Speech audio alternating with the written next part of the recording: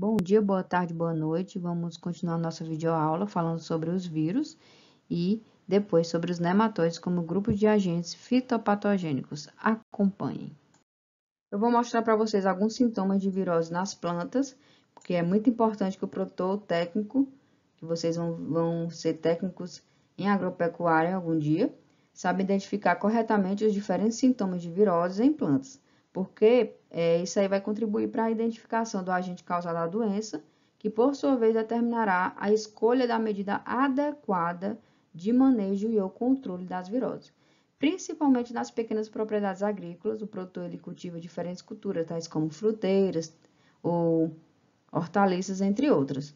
A incidência de doenças virais nesses cultivos comerciais ou em pequenos grupos de plantas cultivadas numa propriedade, ou ainda em plantas daninhas presentes dentro ou próximo da cultura, deve ser monitorada de maneira integrada. Isso porque o agente causal de uma virose em determinada cultura, ela pode afetar outros cultivos ou plantas na mesma propriedade ou em áreas vizinhas. Aí tem que ter atenção redobrada, principalmente se o vírus possuir vetor para realizar sua dispersão, algum tipo de inseto, algum tipo de fungo, né? Então, aqui são alguns sintomas que vocês podem observar nas plantas que são atacadas por vírus. Geralmente é essa clorose, essas nervuras amareladas aqui, e a planta ela fica com esse aspecto quando ela é atacada por algum vírus. Por exemplo, aqui é uma roseira infectada por Prunus necrotic, que causa essa necrose na planta. Aqui esse 11 é um mosaico comum no trigo.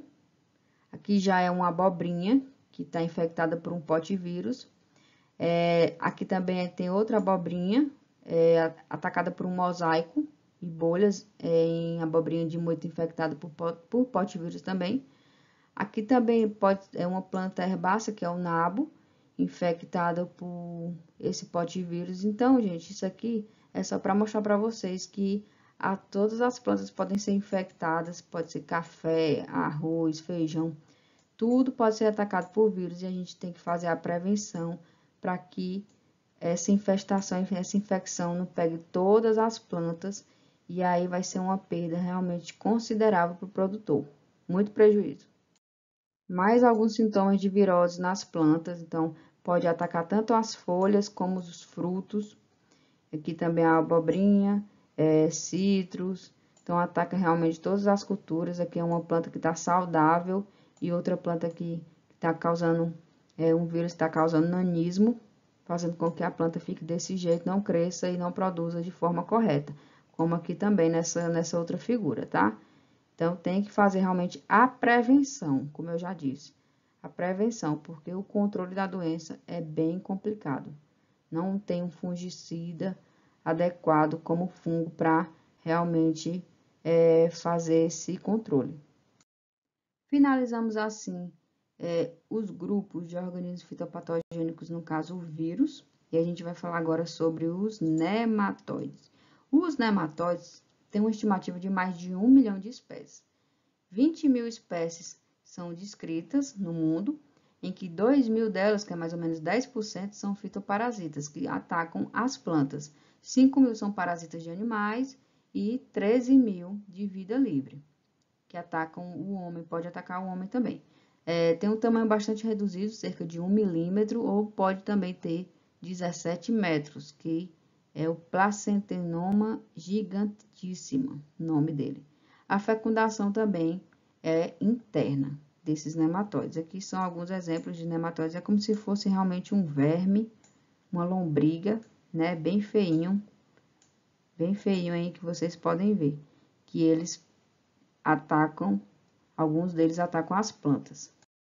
Aqui é uma forma geral do corpo dos nematóides. Então, como vocês podem ver, tem uma gama de diferentes nematóides, algumas espécies diferentes, e aqui os mais conhecidos são Meloidogena, Heterodera, tem o Pratilencos também, que são os mais conhecidos que atacam as plantas, né? O Pratilencos. Então, você vê aqui que tem uns que são menores e outros que são maiores, com alguns nematóides que atacam as plantas, como também causa um dano bem considerável nelas. Aí tem os nematóides de vida livre, que são aquelas lombrigas mesmo, né, que a gente pega aí na barriguinha da gente, que causa aquela dor. E tem os nematóides com estilete fitopatogênico. Os nematóides que tem esse estiletezinho bem aqui, ó, não sei se vocês conseguem ver nessa figura, esse estilete, são os que atacam as plantas. Então, os nematóides de vida livre, eles não têm esse estilete, como vocês podem ver aqui, ó, na cabecinha aqui, ó, não tem esse estilete. Ele tem que ter esse estilete para poder atacar a planta e causar algum dano na planta. Então, os nematóides fitoparasitas são aqueles com estilete fitopatogênico, bem aqui. Aqui é para mostrar o ciclo de vida de um nematóide. Por exemplo, tem a forma de ovo dele, e aí ele vai eclode o ovo e tem a fase juvenil. A fase 1, 2 e a terceira fase até chegar na quarta fase juvenil.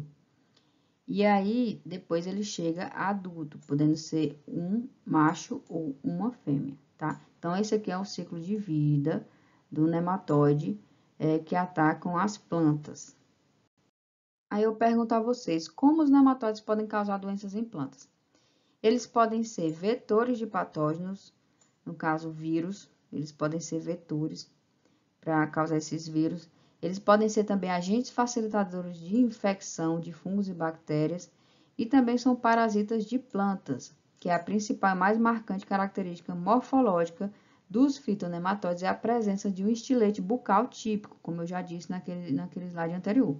Então, é um órgão canaliculado que se presta tanto à injeção de substâncias tóxicas produzidas pelos nematóides como à ingestão de alimento líquido disponibilizado pela célula vegetal parasitada. Então, quando ele insere aquele estilete, ele está tanto injetando substância tóxica para a planta, ela não poder conseguir se defender, como também ela fica se alimentando das substâncias da planta, dessa célula parasitada, né, que é a célula vegetal.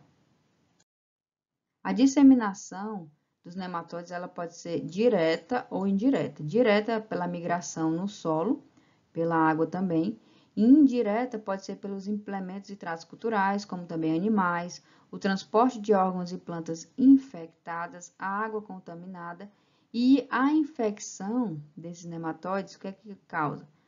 Causa uma degradação da parede celular, porque eles soltam realmente essas substâncias tóxicas e degradam a parede celular da planta por meio dessas enzimas aí.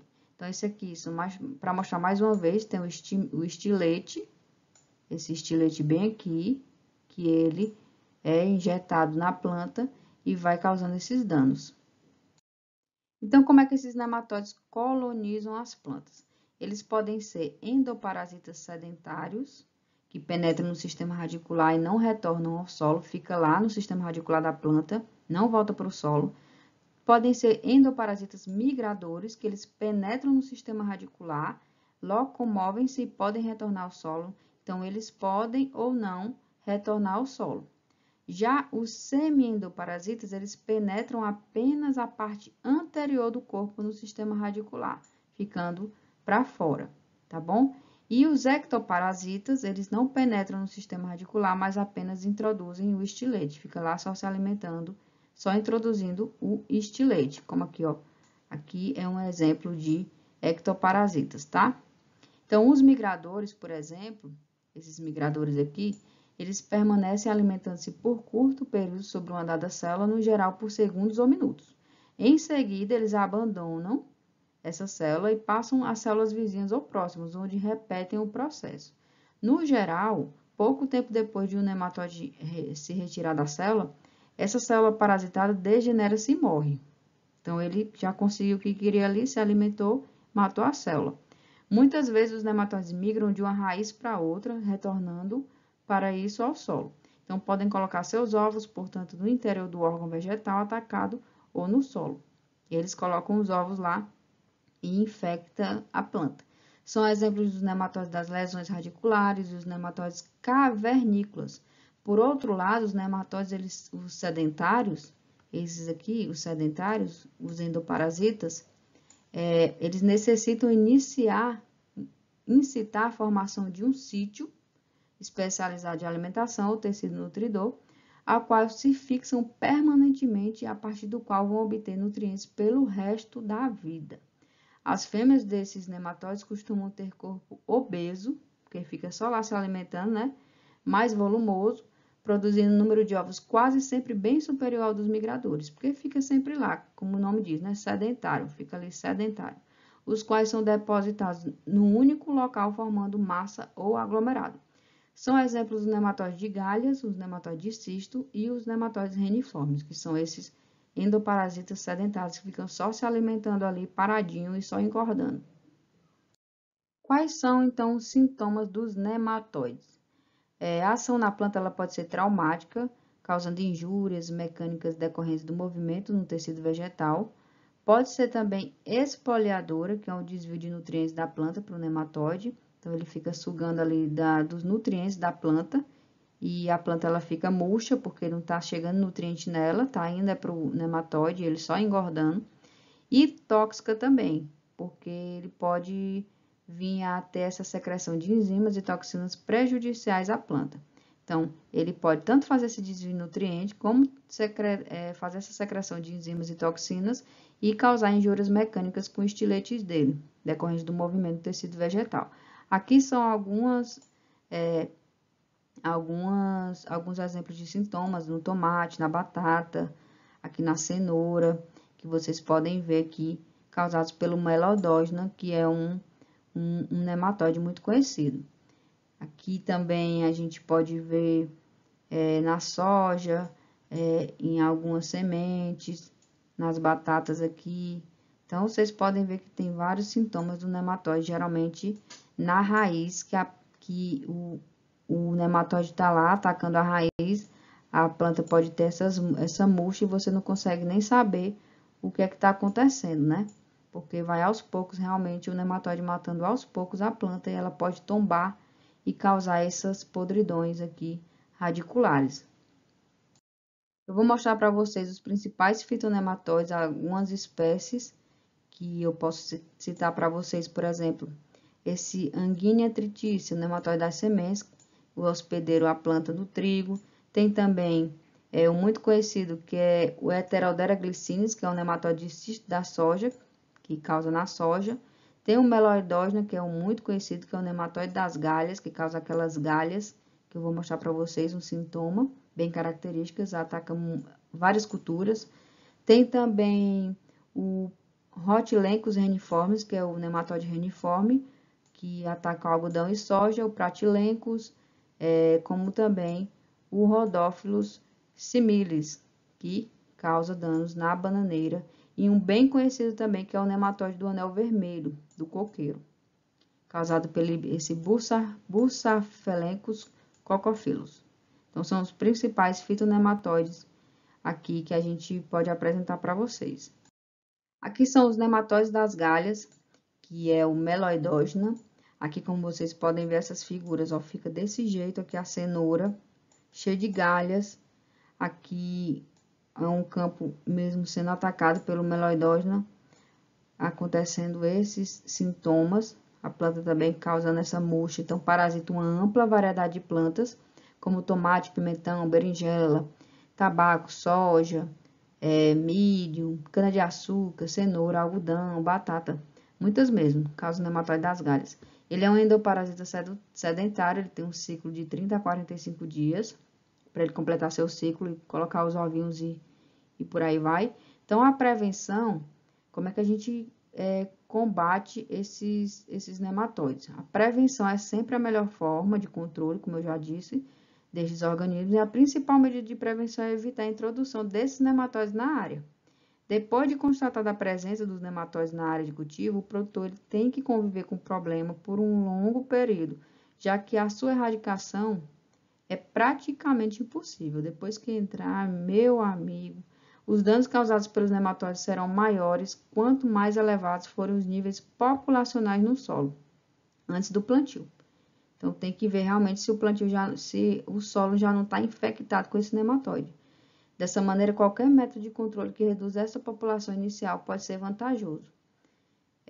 Desse modo também, a cada plantio, por exemplo, de cenoura ou de outras culturas que são suscetíveis, ocorre um aumento de quantidade de nematóide no solo de cultivo e, consequentemente, isto leva ao produtor a ter que adotar medidas de controle em sua propriedade. Então, o controle prático do nematóide das galhas, por exemplo, envolve a integração de várias medidas de manejo. A gente pode citar, então, rotação de cultura, que é muito utilizado para dar uma fugida, né, desses nematóides, uso de plantas antagonistas, utilização de matéria orgânica, variedades resistentes e, em último caso, a gente aplica o controle químico, que é o nematicida, que mata o nematóide. Então, como eu estava dizendo, a rotação de cultura é uma das práticas mais importantes e efetivas na redução dos nematóides em uma propriedade. A rotação dos cultivos de cenoura, por exemplo, com uma cultura que não hospeda o nematóide das galhas, contribui para a morte desse organismo por falta de alimento. Aí ele morre porque não tem como se alimentar. Então, é isso aí, gente. A gente tem que fazer realmente a prevenção, porque depois é como o vírus também. É muito complicado de erradicar. Outro nematóide bem conhecido é o nematóide das lesões radiculares. Tem vários aqui, mas eu vou falar só mais desse, porque senão a aula vai ficar muito extensa. Eles são polífagos, então eles se alimentam de tudo, principalmente gramíneas, arroz, trigo, cana-de-açúcar, milho, forrageiro, algodão, soja, café, fumo, muita coisa mesmo. E eles sobrevivem em diversas plantas daninhas, por isso que você também tem que tirar o velho mato, né? Porque ele fica ali escondidinho, que na hora quando você plantar alguma coisa, ele vai e acaba com sua cultura. Ele é um endoparasita migrador. Então, gente, o meloidóide e também o pratilencos, eles são bem conhecidos e são bem difíceis de ser controlados. Tem que realmente fazer essa rotação de cultura. Não pode plantar sempre a mesma cultura todo ano, porque vai atrair doença, vírus, nematóide, fungos, em todo plantio, todo ano, né? Finalizamos mais uma videoaula de fitossanidade e qualquer coisa estou no Classroom nos grupos de WhatsApp. Bom dia, boa tarde, boa noite a todos e tchau, bons estudos!